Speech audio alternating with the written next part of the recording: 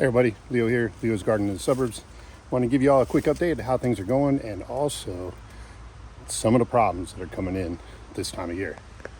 So, as you all can see right here,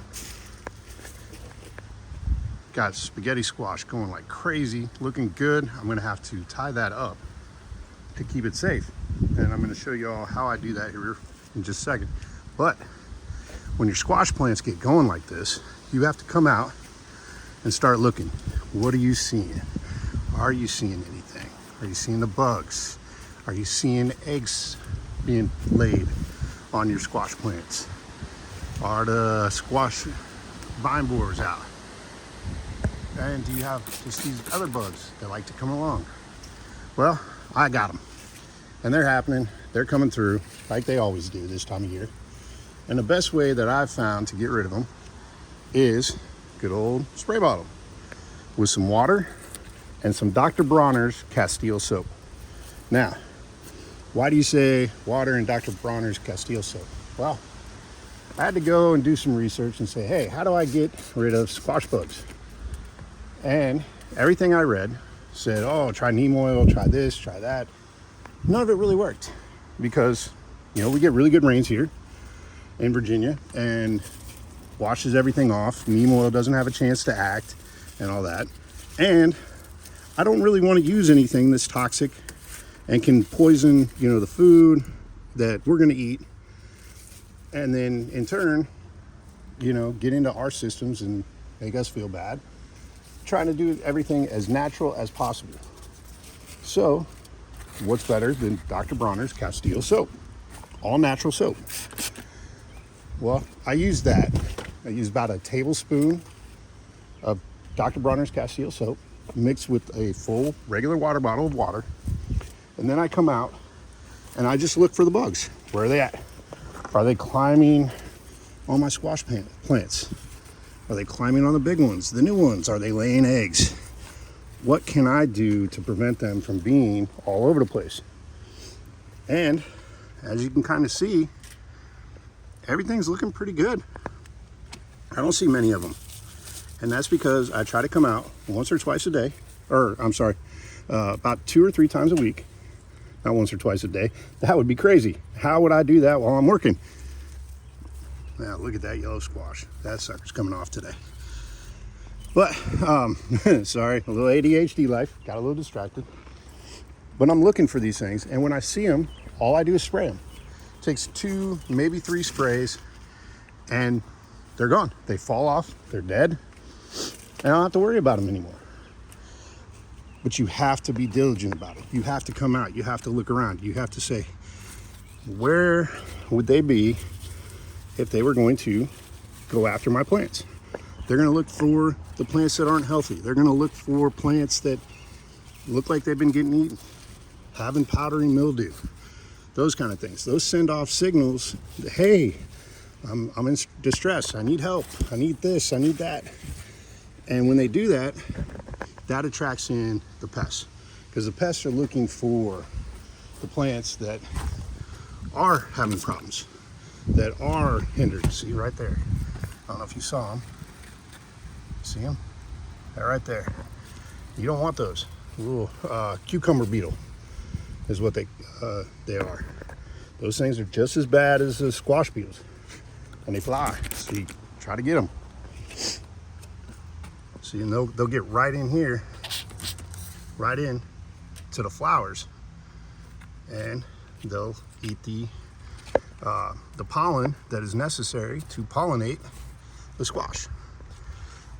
We don't want that. We want to be able to say, hey, these things aren't here. They're not attacking my plants. They're not reproducing. That's the biggest thing. Because if they reproduce, now you got a bunch of them. The babies are going to eat everything when they hatch, and they're going to start attacking your plant. So see, look, I feel pretty good. Not much in there. Come along. This is why I will stake up a lot of my plants. And I also love the vining squash because as they grow up, the vine, and here we go. Here's a beneficial one. We want to make sure we don't spray him. Let's see if we can zoom in. There you go, a little ladybug. Biggest way to tell the difference between a cucumber beetle and a ladybug is their color. But here, that's a problem. That is a baby squash bug. We want to get rid of him. So we'll spray him down. But that's all you have to do. Just come in, some sprays of water with the Castile soap, and it'll take care of them. Now, let's see if I can get this set up to where you guys can see. There's squash. Right,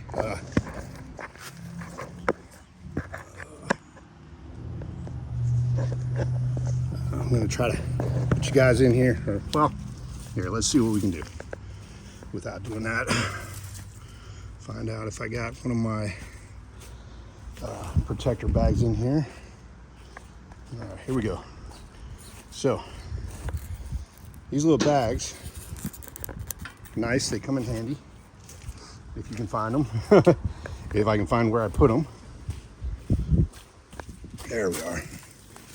All right, so got these bags. And what you can do is you bring them just around the base of an already fertilized squash. Bring it up to the top. You hear my dog back there. She's knocking on the door. But the good thing about these bags and why you want them is if you end up with your spaghetti squash not being held up, you know, sitting on your cattle panel. So if it's falling through like this, you want to make sure that you can tie these up and give them support. So that way, if something should happen to the vine, and forgive me because I'm trying to do this all kind of one-handed, but this will help support the squash. So if the stem, dropped you there. If the squash does break off of the vine and you're not here, you want to be able to grab it. Let's see if you probably got a decent view there. So what I do is I tie this up. It's going to continue to grow and stretch this out with no issues. And basically it's going to make a support. So if I need to come back out, you know, and it happens to break off the vine, it's not going to fall to the ground and get destroyed and broken or anything else. So definitely a nice little trick. You can buy these things Amazon. You can maybe get 100 of them for $5-10 bucks, you know, if even that. They're really cheap and everything. And what you can do is, as you see your spaghetti squash or any other squash growing, you can go ahead and bring them through like I just did here, and I'll tie this one up and hang it up. It'll keep it from getting scratches as it develops, and it'll you know, once again, it'll keep it from falling to the ground. So I'm going to tie that one up. I'm going to tie this one up. I think I had a couple more through here. Some other squashes that I'm hoping we're getting pollinated. Let's see if we can find one here. Yeah, here we go. Some of these acorn squash that I need to bring back over to the trellis and tie up to the trellis, so that way the plant goes up the trellis and over the top, but that way I can start tying these up and make them secure as well. So tell you, you don't kind of keep up with the squash a little bit, it starts going everywhere. It starts getting these runners that go everywhere, and then they're not attached to the trellis, so then you are wondering what's going on. Same with your beans. I like to run the beans on the outside.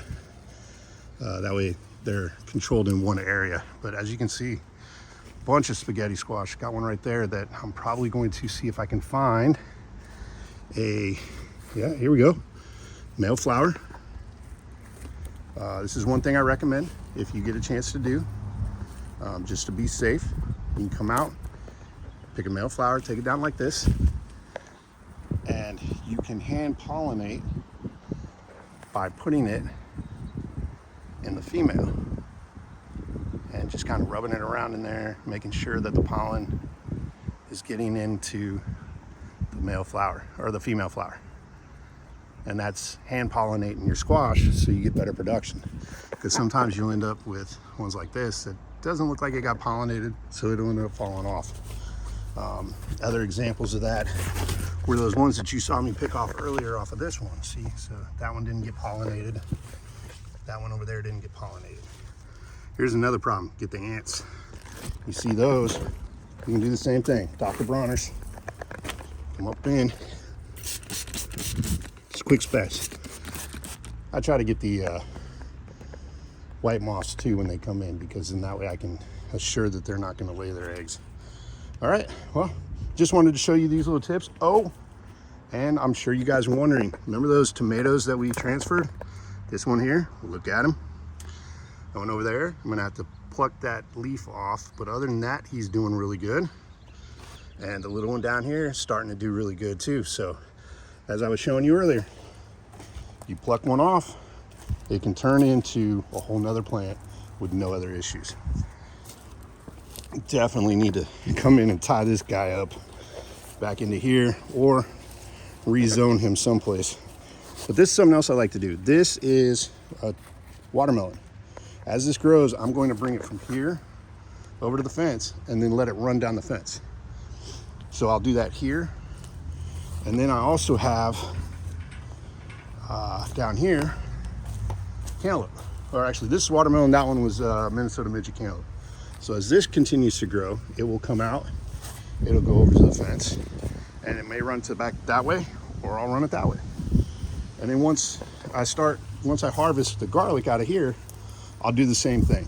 I'll plant some melons and stuff into this bed, let them come across, and then let them run down. So that way I have, you know, succession planted different melons. Now, as you can see, I got lots of things going on over here. Still trying to figure out what these spiky ones are. Don't believe that they're the raspberries that I planted in the middle, but they might be, who knows, that were growing off. But everything that you're seeing here are my blackberries. And you can see how well they're doing. And then here is some raspberries. And they don't have the spiky stems, so I'm pretty sure I need to get these pulled out. So I'll be doing that, but these are raspberries here. The plants were thorned, but it looks like the thorn stuff that I have is not the raspberries. So I'll definitely need to, number one, pluck the flowers off, because I don't want these things reproducing. And that's where the most of your pre-production comes from. And I'll need to get them pulled out. Also, looks like my tomatillo plant needs to get tied up because it's falling over. And I don't want that to happen either, because I want to protect all the plants and everything. So that needs to get tied up. But quick little garden tour, show you how things are doing. Looks like I got a bell pepper that's ready to come in. These are some onions that are a couple years old, so they'll be coming in. Some squash that I already showed you. And just watching the tomatoes, looking for some that are starting to get good. You know, cherry tomatoes are starting to grow in. These are my paste tomatoes that are looking good. So I'm getting the flowers on my cherry tomatoes, which is awesome too. But wow, that tomatillo plant took off. I may have to prune that some, because it's gonna be way too much for us. We're not first year growing tomatillos. Don't know what all I could use them for. So we'll kind of see what happens. But this is cucumbers, they're doing really good. These are some cucumbers over here that were succession planted, so these are newer. So, but they'll have a bigger trellis to grow up. And then these are baby cucumbers that just started planting. These were squashes that were succession planted, so they're doing really good. Some of the same types that are over on the other side. So the was it Georgia rooster, candy rooster squash is in here. Is one of these vines. Spaghetti squash, and acorn squash. So, and also replanted some white acorn squash seeds that we had gotten, that I'd saved from white acorn squash that we had gotten. The wife and the kids really like it because it's kind of like can be used as a mashed potato substitute. So they really enjoyed that, and so I was asked to grow it this year. But that's kind of the tour, how things are going. Things are looking good. I need to tie some more things up. And then been harvesting garlic scapes to add into with some basil. Celery, bane of my existence of some sorts, is definitely flowering, so I need to be careful because when it flowers, those flowers go everywhere. And then you end up like me where you got celery here, celery in the walkways, celery over here, over there, and everywhere.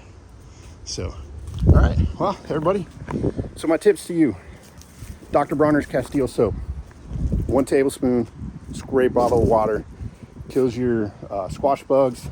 And then as they start coming in, the June bugs, definitely spray on those. Gets rid of them. Same with the cucumber beetles. Then, as you saw, tomatoes. Pull the longer suckers off, stick them in the ground. You got a brand new plant. Didn't cost you anything. It's a little bit behind the other ones, but hey, that's what you want. You want the succession. And then also for your squash, if you have squash that come through, you want to be able to tie those up so that way they won't fall. All right, everybody, that's the garden update for today for you for this week. I hope everybody's doing good. I hope you all are getting out in the garden and you're planting things, because look, if a guy like me who works 40, 50 hours a week, living in the suburbs with a white vinyl fence, can grow all of this, then imagine what you can do. We'll see you soon.